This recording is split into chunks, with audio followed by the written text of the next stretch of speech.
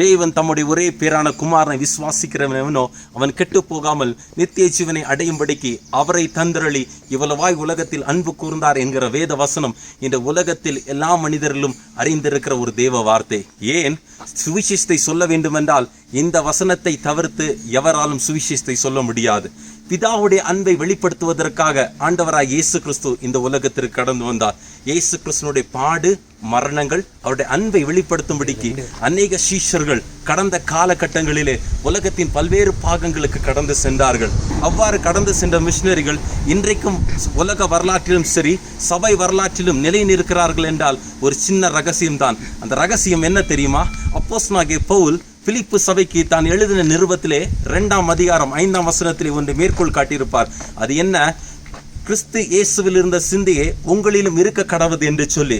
கிறிஸ்து இயேசு அவருக்குள்ள இருந்த சிந்தை என்ன தெரியுமா? பிதாவினுடைய அன்பை எப்படியாகிலும் இந்த ஜனங்கள் அறிந்து கொள்ள வேண்டும் என்பதற்காக அவர் தன்னையே ஜீவ பலியாக தந்து இந்த உலகத்திற்கு கடந்து வந்து தன்னுடைய ஜீவனை கொடுத்தார்.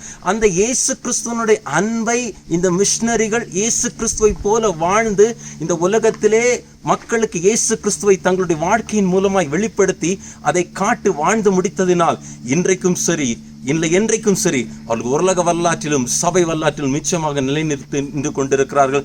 இன்னமும் நிலைநிறுப்பார்கள். பரலோகத்தில் அவர்களுக்கான இடம் மிகவும் பெரிதான இருக்கும். அதே போல உங்களுடைய வாழ்க்கையிலும் சரி இல்லை இந்த சத்தத்தை கேட்டுக்கொண்டிருக்கிற யாராக இருந்தாலும் சரி நீங்களும் நானும் எதையாகிலும் ஒன்றை செய்து உலக வரலாற்றிலும் சபை வரலாற்றிலும் நிலைநிற்க வேண்டும் என்று ஆசை கொள்ளுகிறீர்களா? நீங்கள் செய்ய வேண்டியது ஒன்றே ஒன்றுதான்.